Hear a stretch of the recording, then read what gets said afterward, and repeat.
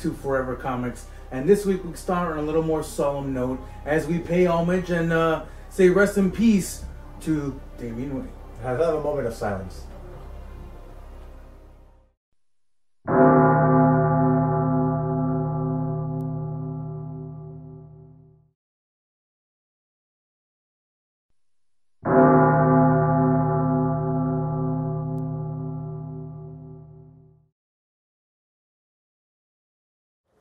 So, with that being said, yes, with that being said, issue number 8, Batman Incorporated, the death of Damian Wayne's son of Bruce Wayne. Mm-hmm. Robin number 4. And honestly enough, it was unexpected. Nobody saw it coming. The only people who really knew about this was probably the writers and store owners, because they let them know, hey, you might want to pick up a lot of extra copies of Batman Inc. number 8. Something big is going to happen. Oh, somebody might die. Yeah. You got to drop that bomb to your comic book store owners, because they have to know to order more of a certain issue. Yeah. And yeah, they did. And this thing was going for $10 on eBay the second it was on sale. $10? I thought it was like $30. Maybe 20. 20. But it was it's kind of crazy. It is kind of crazy. And now they're selling it for $10 at the store. I got mine for $10 at the store, which is I was surprised because I didn't know I was gonna have this issue. That was kind of like hands. battering to the head. That really was. Hit me. No, just kidding. That guy, you look like the guy in Batman and Robin issue number 10.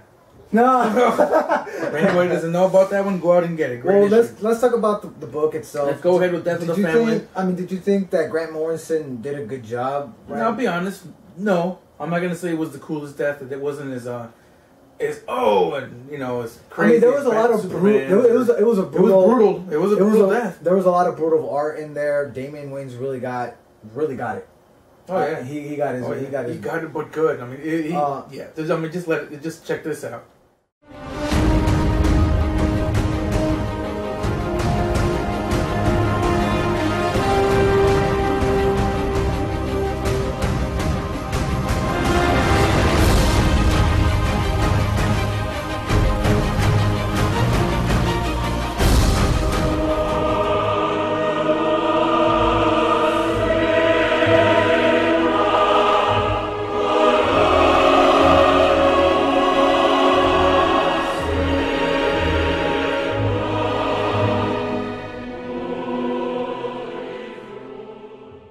Okay, I mean, look at that. No, that's all out there. Yeah. There's no way he's coming back from that. And, who knows? Just to be honest with you, this issue was okay. I'm not to diss on Grant Morrison. No, he did some cool stuff in the past. Yeah, I'm just not a really big fan of Grant Morrison. Although he did create Damian Wayne's, right? He created. So I mean, to me, I believe that he is going to come back in the near future. I think so. It does that in every character, but this. This is brand new to me. This never happened to Damian Wayne. Yes, he was created, but did he ever die? No. Usually characters do that, right? They usually die. Most characters do. They'll die and then come back a little later on. Not all of them do, but some do. Yeah. Most do. Some characters do. Yeah. But overall, usually they're taken away in order to show us what it's like to not have them. Right. In Damian's case, I think it's more so going to be done to see how Bruce Wayne's going to live without them. Now that he actually had someone that really close. That and let's go from Batman Incorporated to Batman and Robin.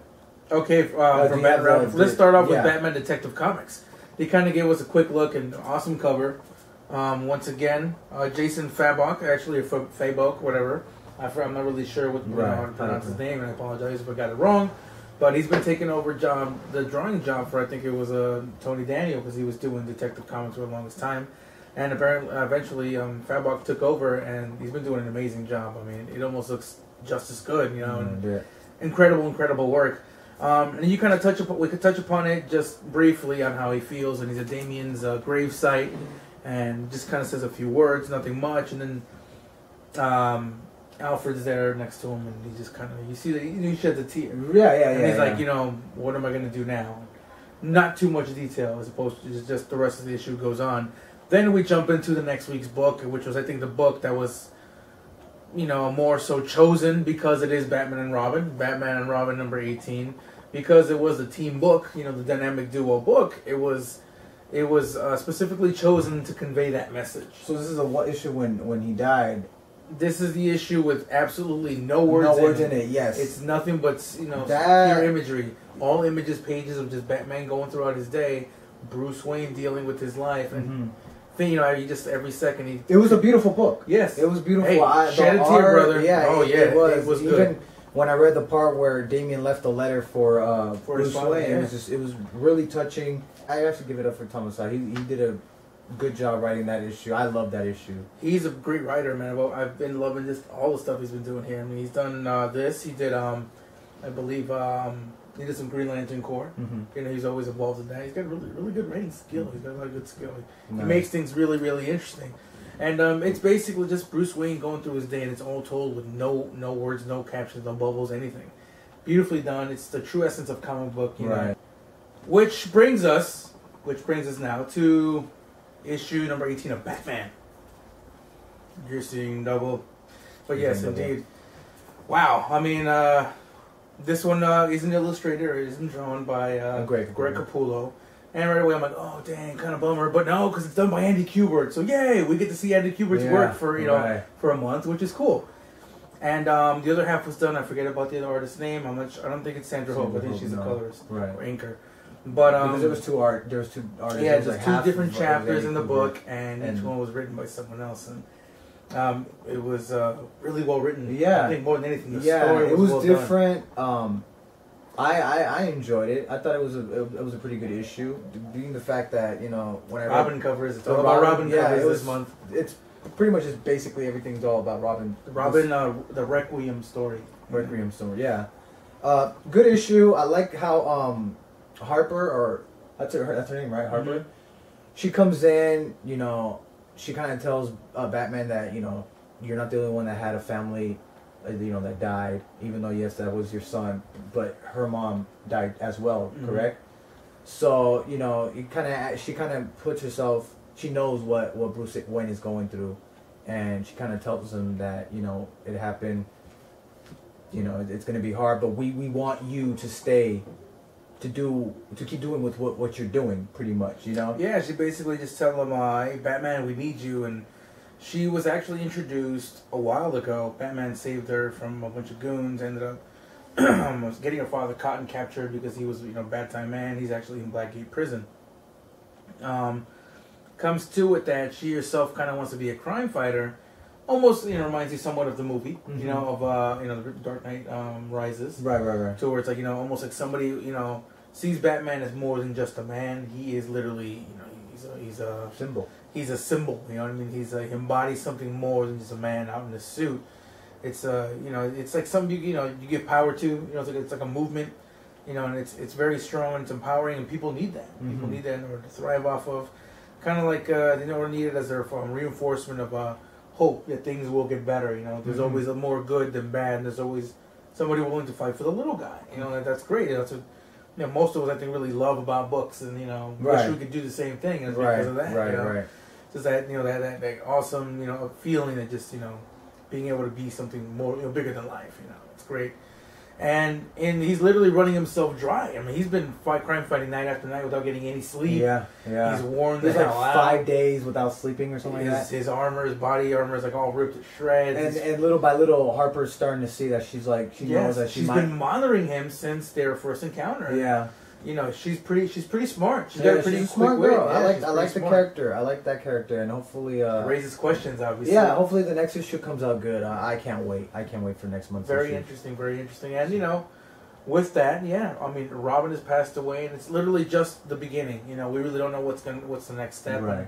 We're just kind of watching everybody kind of grieve with it, deal with it. Even Alfred, dealing with it in his own way, and we come back into seeing that portrait that's being done of them all. Now is a really cool throwback to issue number 10 of Batman and Robin, where they're getting the portrait done in the first place, which was a really, really cool, good callback. All right, well, moving on to another character, because we really try to bring another character. Brightest day and blackest night. Here we go.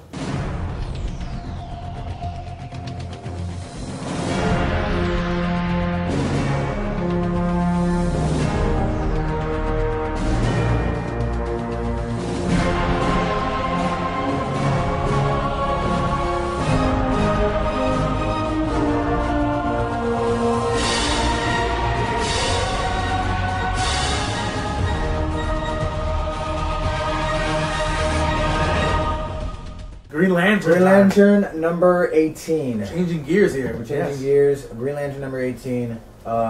Just finished reading this issue. What do you think? Pretty good, but let's backtrack a little bit. We haven't talked about Green Lantern to the folks here at all in a while. Okay, go for it. And what's going on? The first Lantern. You know, the first Lantern was this space traveler from some distant world who just happened to time travel or teleport right to the very moment where the Guardians tapped into the first rays of light. And he was bathed and soaked in it. So now, you know, he's like some super being of light and energy. You know, he's every color in the spectrum. But because he's been getting used up and tapped as an energy source inside the power battery, right. He's kind of drained of his powers. But he's still able to create constructs. Only his constructs are really severe. He makes you see alternate realities. It goes beyond in just your ring and like building, a house I'm going to drop on you like you're some crazy witch. Right. His constructs are actually reality bending, which makes him unbelievably powerful, but he can't make them stick. You'll see him up here, he'll make you believe anything, but they're not going to stick. However, if he was at full strength, he will have the ability to make a whole new reality, a whole new time string, which he's been trying to do. And reading the Green Lantern Corps, and of course the New Guardians, we get to see that he's kind of tapping into the reality of all the different human lanterns and just running them through all sorts of hell.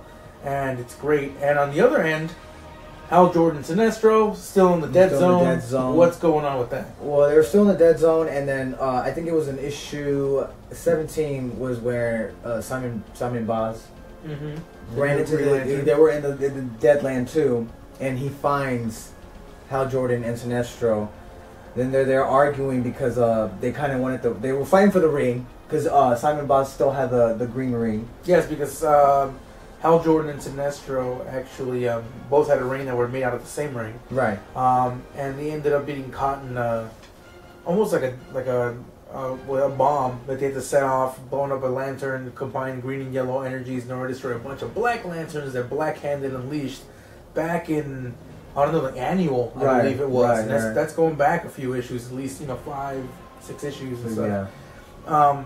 But in that time, Sinestro and Hal Jordan were killed and literally sent to the dead zone. It's almost this black and white realm of like limbo. The art was amazing too. Yes. I like the fact that they kept the dead zone just black and white, and they did all that work, with a different artist. Yeah, and any regular time, real time stuff is all in color with regular artists. Exactly. Really, I like the feeling. I felt like I was. It was kind of like a movie. You were literally in two different zones. Two different zones. Realms, like the dead zone, and then there's like you get a good feel for two different worlds. It was really well done. So it was real. I love the art. The art was amazing.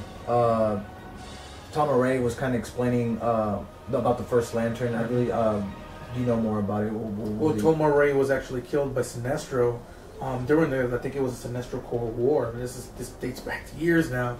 So Tom Array is just kind of sitting, almost like the guide, the tour guide of this dead zone, and basically he's explaining how the first Lantern's whole reason for being is, of course, starting a new time string. To him, it's the joy of feeding off of everybody's emotions and that spectrum and all the energy he's gaining in return. So much more that in the Green Lantern Corps, we get to see that he's, interrupted the life of John Stewart, who's actually in the middle of a relationship with one of the Star Sapphires. I forget her name. The name escapes me at the moment.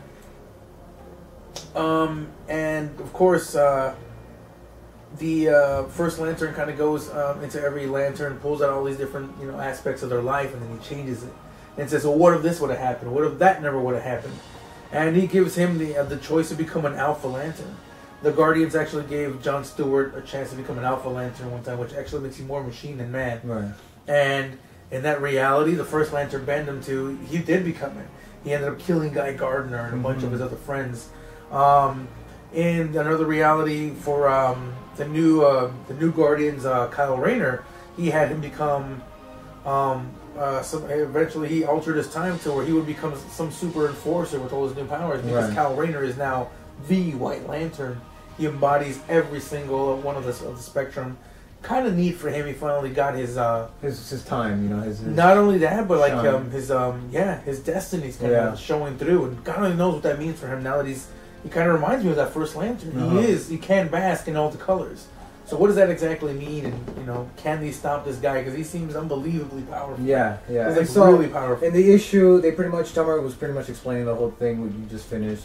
It so happens that Simon Boz is fighting with Sinestro because Sinestro really wants the ring back.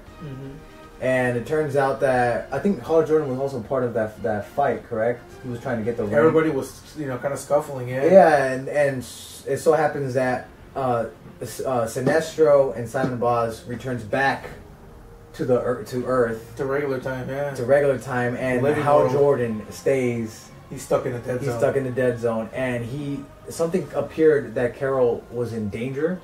Yes, but I think that was just Sinestro making him believe that Carol was. Yes, he was trying to get him to have fear so he wouldn't get the ring. He's trying to drop his willpower down. Yeah, so it was that messed him up. That messed him up big time, and he believes, from what I read from this issue, Hal Jordan believes that she's in danger, and he finds the black ring, and there's like the last panel is kind of showing him, you know, just with the black ring, trying to see whether.